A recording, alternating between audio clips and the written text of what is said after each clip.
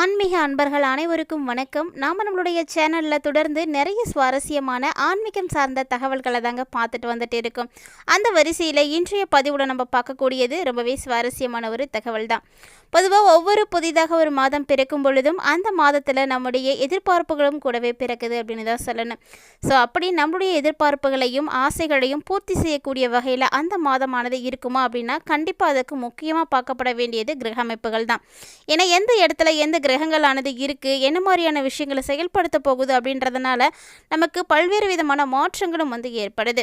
So பார்த்திங்கன்னா வரக்கூடிய April மாதம், அதாவது புதுசாக பிறக்கக்கூடிய ஏப்ரல் மாதம் 2025 ஆண்டினுடைய 4வது மாதத்தில் ஏற்படக்கூடிய கிரக மாற்றங்கள்லாம் எப்படி இருக்குது அப்படின்றத ஃபர்ஸ்ட் நம்ம தெரிஞ்சுக்கலாம். அதுக்கப்புறமா ஏற்படக்கூடிய பலன்கள் எப்படி இருக்குது அப்படின்றதையும் பார்க்கலாம். பொதுவாக கிரக அமைப்புகள் அப்படிங்கிறது ஒரு ராசியில் இருந்து இன்னொரு ராசிக்கு பயிற்சியாகக்கூடிய காலகட்டங்களில் அதனுடைய தாக்கங்களை கண்டிப்பாக ஏற்படுத்தி கொடுக்குது. அந்த வரிசையில் பார்த்தீங்க அப்படின்னா இப்போது இருக்கக்கூடிய கிரக நிலைகளில் குரு பகவான் ரிஷப ராசியிலும், செவ்வாய் பகவான் மிதுன ராசியிலும், கேது பகவான் கன்னி ராசியிலும், சூரியன், சந்திரன், புதன், சுக்கிரன், ராகு போன்ற கிரகங்களானது மீன ராசியிலும் பயணித்துட்டு இருக்காங்க.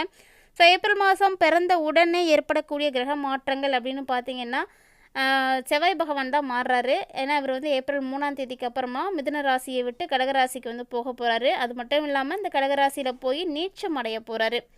அதைத் தொடர்ந்து ஏப்ரல் 14ஆம் தேதி அன்னைக்கு சூரிய பகவான் பயிற்சி ஆகிறாருங்க. ஸோ சூரியன் ஏப்ரல் 14ஆம் தேதி அன்னைக்கு விடியற்காலம் 3 மணிக்கு மாறுறாரு. அதாவது பொதுவாக சூரியனுடைய பெயர்ச்சியை வைத்து தான் தமிழ் மாதமே கணக்கீடு செய்வாங்க. ஸோ அப்படி பார்த்தோம் அப்படின்னா ஏப்ரல் 14ஆம் தேதி அன்னைக்கு நமக்கு சித்திரை மாத பிறப்பு அப்படின்றது வந்திருக்கு. அதாவது சூரியன் இது வரைக்கும் மீனராசியில் இருந்துட்டு இருக்காரு. ஏப்ரல் 14ஆம் தேதிக்கு அப்புறமா பார்த்தீங்கன்னா மேசராசிக்கு போயிடுவார். இந்த கிரக அமைப்புகள் தாங்க நமக்கு நல்ல ஒரு மாற்றங்களை ஏற்படுத்தி கொடுக்குது. கூடவே பார்த்தீங்கன்னா ஏப்ரல் மாதத்தினுடைய தொடக்கத்திலேயே நவ கிரகங்களுடைய சஞ்சாரங்கள் பயிற்சிகளினுடைய அடிப்படையில் கஜகேசரி ராஜ யோகமும் ஆரம்பமாகுது. ஸோ இந்த யோகமானது அந்த மாதத்தினுடைய ஆரம்பத்தில் இருக்கிறது அப்படிங்கிறது ரொம்பவே ப்ளஸ் பாயிண்ட் அப்படின்னு தான் சொல்லணும். ஸோ நிறைய மாற்றங்களை சந்திக்க இருக்கக்கூடிய சிம்மராசி என்பர்களுக்கு என்ன மாதிரியான பலன்களானது காத்துட்ருக்கு அப்படின்றதையும் பார்த்துடலாம். வீடியோக்குள்ளே போகிறதுக்கு முன்னாடி நீங்கள் இன்னும் நம்ம சேனலை சப்ஸ்கிரைப் பண்ணாமல் இருந்தீங்க அப்படின்னா மறக்காமல் சேனலை சப்ஸ்கிரைப் பண்ணிக்கோங்க. கூடவே பக்கத்தில் இருக்கிற பெல் ஐக்கானையும் கிளிக் பண்ணிக்கோங்க. அப்போ தான் நாங்கள் போடக்கூடிய வீடியோக்கள் எல்லாமே உங்களுக்கு நோட்டிஃபிகேஷனாக உடனுக்குடன் வந்தடையும். நீங்களும் பார்த்து பயன்பெறலாம். வாங்க வீடியோக்குள்ளே போகலாம். 2025ஆம் ஆண்டினுடைய 4வது மாதமான ஏப்ரல் மாதத்தில் இருக்கக்கூடிய விசேஷமான நாட்கள் பார்த்தீங்கன்னா ஏப்ரல் 1ஆம் தேதி கார்த்திகை விரதம், ஏப்ரல் 5ஆம் தேதி வாஸ்து நாள், ஏப்ரல் 6 ராமநவமி, ஏப்ரல் 11ஆம் தேதி பங்குனி உத்திரம், ஏப்ரல் 12ஆம் தேதி பௌர்ணமி, ஏப்ரல் 14ஆம் தேதி சித்திரை பிறப்பு, ஏப்ரல் 24ஆம் தேதி வாஸ்து நாள். தமிழ் மாத கணக்கின்படி பார்க்கையில் சித்திரை மாதத்தினுடைய வாஸ்து நாளுங்க. ஏப்ரல் 27ஆம் தேதி என்று அமாவாசையும், ஏப்ரல் 30ஆம் தேதி என்று அட்சய திருதியும் வந்திருக்கு. ஏப்ரல் மாதத்தினுடைய கிரக நிலைகளையும் கிரக மாற்றங்களையும் விசேஷமான நாட்களையும் எல்லாம் பார்த்துருப்பீங்கன்னு நினைக்கிறேன். வாங்க இப்போ சிம்மராசி என்பர்கள் அடையக்கூடிய பலன்கள் எப்படி இருக்குது அப்படின்றத பார்த்துடலாம். சிம்மராசி தைரியத்தோடும் தன்னம்பிக்கையோடும் வீரத்தோடும் இருக்கக்கூடியவர்களுக்கு நேர்மையான சிந்தனைகளானது அதிகமாகவே இருக்கும். மேலும் மற்றவர்களுக்கு உதவி செய்வதில் இவர்களை அடிச்சுக்கிறதுக்கு ஆளே இல்லை அப்படின்னு தாங்க சொல்லணும். யார் ஒருவர் என்ன உதவி கேட்டாலும் கண்டிப்பாக செய்து கொடுக்கக்கூடிய ஒரு அமைப்பானது இருக்குது. ஸோ உங்களுக்கு இந்த மாதத்தினுடைய ஆரம்பத்திலேயே பார்த்தீங்கன்னா சூரியன், சனி, ராகு, புதன், சுக்கிரன் இந்த 5 கிரகங்களுமே 8வது வீட்டில் அமர்ந்திருக்கிறாங்க. ஸோ அதனால் உடல் ஆரோக்கியத்தில் பாதிப்புகளானது ஏற்படலாம். கவனமாக இருங்க. வாழ்க்கையிலையும் பார்த்தீங்கன்னா ஒரு சில திடீர் நல்ல மாற்றங்கள் அப்படிங்கிறது ஏற்படுறதுக்கு நிறைய வாய்ப்புகளானது காத்துட்டு இருக்குது. ஸோ இது எல்லாமே உங்களுக்கு மிகப்பெரிய ஒரு ப்ளஸ் பாயிண்ட் அப்படின்னு தான் சொல்லணும். இருந்தாலுமே கூட இந்த மாதத்தில் முடிஞ்ச அளவுக்கு உங்களுடைய ஆரோக்கியத்தில் நீங்கள் அக்கறை காட்டுங்க. அப்போ தான் உங்களுடைய அன்றாட செயல்பாடுகள் கூட சிறப்பாக நடக்கும். அதே போல் மாதத்தினுடைய தொடக்கம், அதாவது செவ்வாய் பகவான் 11வது வீட்டில் அமர்ந்திருக்கிறாரு. ஸோ ஏப்ரல் 3ஆம் தேதியிலேருந்து பார்த்தீங்கன்னா 12வது வீட்டுக்கு இவர் போக போகிறாரு. அதனால் நிச்சயமாக சிம்மராசி என்பவர்களுக்கு இந்த காலகட்டங்களில் இருக்கக்கூடிய செலவுகள் அப்படிங்கிறது அதிகமாக தாங்க இருக்கும். அது மட்டும் இல்லாமல் உங்களுக்கு நீண்ட தூர பயணத்திற்கான வாய்ப்புகளும் அதிகமாகவே தான் இருக்குது. மேலும் ஏப்ரல் 14ஆம் தேதி அன்னைக்கு சூரிய பகவானும் பயிற்சியாகிறாருங்க. ஸோ இந்த சூரியன் இப்போ 9வது வீட்டில் உங்களுக்கு நுழைய போகிறாரு. ஸோ உங்களுடைய மரியாதை அப்படிங்கிறது அதிகரிக்க ஆரம்பிக்கும். உங்களிடத்தில் இருக்கக்கூடிய இந்த ஒரு மதிப்பு மரியாதையும் அதிகரிக்க சமூகத்தில் ஒரு மிகப்பெரிய பதவிகளை கூட நீங்கள் அடையலாங்க. அதற்கும் வாய்ப்பு இருக்குது. சமூக ரீதியாக உங்களுக்குன்னு ஒரு அந்தஸ்தானது கிடைக்கும். இது இல்லாமல் நீங்கள் கௌரவிக்கப்படுவதற்கான வாய்ப்புகளும் அதிகமாகவே இருக்குது. அதாவது ஒருவேளை நீங்கள் வேலை செய்துட்ருக்கீங்க அப்படின்னா உங்களுடைய மதிப்பு அந்த இடத்துல அதிகரிக்கும் பொழுது உங்களை வந்து கண்டிப்பாக அவங்க வந்து கௌரவப்படுத்துவாங்க. பணியிடத்துலையும் உங்களால் சிறப்பாக வந்து செயல்பட முடியும். இது மட்டும் இல்லாமல் வேலையில் இருக்கக்கூடியவர்களுக்கு உங்களுடைய நிலையானது வலுப்பெற ஆரம்பிக்கும். ஸோ நல்ல ஒரு வேலை செய்வீங்க. அதுவும் வியாபாரம் செய்யக்கூடியவங்க இந்த டைமில் கொஞ்சம் எச்சரிக்கையோடு வந்து செயல்பட்டீங்க அப்படின்னா நிறைய சிக்கல்கள்லேருந்து தப்பிக்க முடியும். ஒருவேளை நீங்கள் கவனக்குறைவாக இருந்துட்டீங்க அப்படின்னா இந்த டைமில் நிறைய பிரச்சனைகளை வந்து நீங்கள் பார்க்க வேண்டியிருக்கும். ஸோ எல்லா விதமான விஷயங்கள்ல இருந்தும் நீங்கள் தப்பிப்பதற்கு கண்டிப்பாக வந்து எச்சரிக்கையோடு தான் இருக்கணும். சட்ட சிக்கல்களில் சிக்குவதை தான் முதல்ல நீங்கள் வந்து தவிர்க்க பார்க்கணுங்க. அதே போல் சிம்மராசியை உடையவர்களுக்கு இந்த ஏப்ரல் மாதத்தில் திருமண உறவுகள்லையும் கூட ஏற்றத்தாழ்வுகள் அப்படின்றது இருக்கும். அதாவது திருமணமாகி இருக்கக்கூடியவங்களுக்கு எவ்வளோ பிரச்சனைகள் இருக்கும் அப்படின்றது எல்லாருக்கும் தெரியும். இருந்தாலுமே கூட கூட்டு குடும்பமாக இருக்கீங்க, மாமனார் மாமியார்லாம் இருக்காங்க அப்படின்னா அவங்களோட கூட உங்களுக்கு பிரச்சனைகள்லாம் ஏற்படலாங்க. ஸோ முடிஞ்ச அளவுக்கு அவங்கக்கிட்டலாம் கொஞ்சம் கவனமாக இருங்க.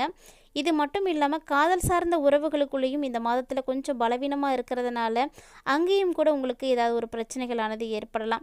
ஸோ மேலும் பார்த்தீங்கன்னா படிப்படியாக இந்த காலகட்டங்களில் உங்களுக்கு சாதகமாக மாறுறதுக்கான வாய்ப்பும் இருக்குது. அது எப்போ அப்படின்னா ஏப்ரல் 14ஆம் தேதிக்கு அப்புறமா தான் உங்களுக்கு இந்த மாற்றங்களானது ஏற்படும். அதுக்கு முன்னாடி வரைக்குமே இந்த மாதிரியான சின்ன சின்ன பிரச்சனைகளை நீங்கள் கண்டிப்பாக வந்து சந்தித்து தான் ஆகணும். குறிப்பாக நிதி ரீதியாக இந்த மாதம் உங்களுக்கு பலவீனமாக தாங்க இருக்குது. அதாவது சிம்மராசி என்பர்களுக்கு பணம் சார்ந்த விஷயங்களில் நிறைய பாதிப்புகளானது ஏற்பட இருக்குங்க. இந்த பணத்தை நீங்கள் சேமிப்பதற்கு நிறைய பாடுபட வேண்டியிருக்கும். ஒருவேளை யாருக்கும் நீங்கள் கடன் கொடுக்குற மாதிரியான சூழ்நிலைகள் இருக்குது அப்படின்னா கூட அதையும் நீங்கள் சரி கட்டுறதுக்கு கொஞ்சம் கஷ்டப்பட வேண்டியதாக இருக்கும். இந்த காலகட்டங்களில் கல்வி பயிலக்கூடிய சிம்மராசியுடைய மாணவர்களுக்கெல்லாம் சாதகமான ஒரு முடிவு இருக்குங்க. ஸோ நீங்களாம் பயப்பட தேவையில்லை. ஏன் அப்படின்னா 5ஆம் வீட்டின் அதிபதியாக இருக்கக்கூடிய குரு பகவான் இந்த மாதம் முழுவதுமே உங்களுக்கு 10வது வீட்டில் வந்து இருக்க போகிறாருங்க. கூடவே பார்த்தீங்கன்னா சனி பகவானுடைய பார்வையும் இந்த காலகட்டங்களில் உங்களுக்கு வந்து இருக்குது. சொல்லப்போனால் இந்த மாதம் முழுக்கவே அவருக்கு வந்து அவருடைய பார்வை வந்து செலுத்த போகிறாரு.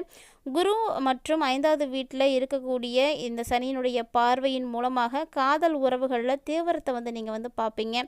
ஸோ நல்லா வாழ்கிறதன் மூலமாக மட்டும்தான் உங்களுடைய உறவுகளில் நீங்கள் முன்னேற்றத்தை வந்து காட்ட முடியும். ஸோ உறவுகளுக்குள்ளே முன்னேறணும் அப்படின்னா அதற்குரிய முயற்சிகளை கட்டாயம் நீங்கள் எடுத்தே ஆகணுங்க. அதே போல் திருமணமானவர்களை பற்றி நீங்கள் பார்க்கையில் இந்த காலகட்டங்களில் உங்களுக்கு ஒரு சில ஏற்றத்தாழ்வுகள் அப்படிங்கிறது ஏற்பட தான் செய்யும். இந்த நாட்களில் 8வது வீட்டில் பஞ்சகிரக யோகம் அப்படின்றது ஏற்படுறதுனால உடல்நல பிரச்சனைகள், உங்களுடைய மனைவி உங்களையும் வந்து தொந்தரவு செய்கிறதுக்கான வாய்ப்புகள், இப்படிலாம் நிறைய பாதிப்புகள் இருக்குது. கண்டிப்பாக ஆரோக்கியத்தின் பார்வையில் இந்த மாதம் கொஞ்சம் பலவீனமாக தாங்க இருக்குது. இதை வந்து சிம்மராசி நேயர்கள் வந்து இந்த காலகட்டங்களில் கட்டாயமாக வந்து புரிஞ்சுக்கணும். ஸோ இந்த நாட்களில் உங்களுடைய ஆரோக்கியத்தை மேம்படுத்துறதுக்கு என்னென்ன விஷயங்கள் உங்களால் செய்ய முடியுமோ அதெல்லாம் செய்யுங்க. உடற்பயிற்சி செய்யுங்க, யோகா செய்யுங்க, தியானம் செய்யுங்க, நல்ல ஆலயங்களுக்கு போய் உங்களுடைய மனதை அமைதிப்படுத்துங்க. இதெல்லாம் செய்யும் பொழுது நீங்கள் நல்லபடியாக இருக்க முடியும். கூடவே பார்த்தீங்கன்னா ஆரோக்கியமான உணவுகளை எடுத்துக்கிறது ரொம்ப ரொம்ப முக்கியமான ஒன்றுங்க. அதனால் அந்த விஷயத்தையும் மறக்காமல் வந்து செய்யுங்க.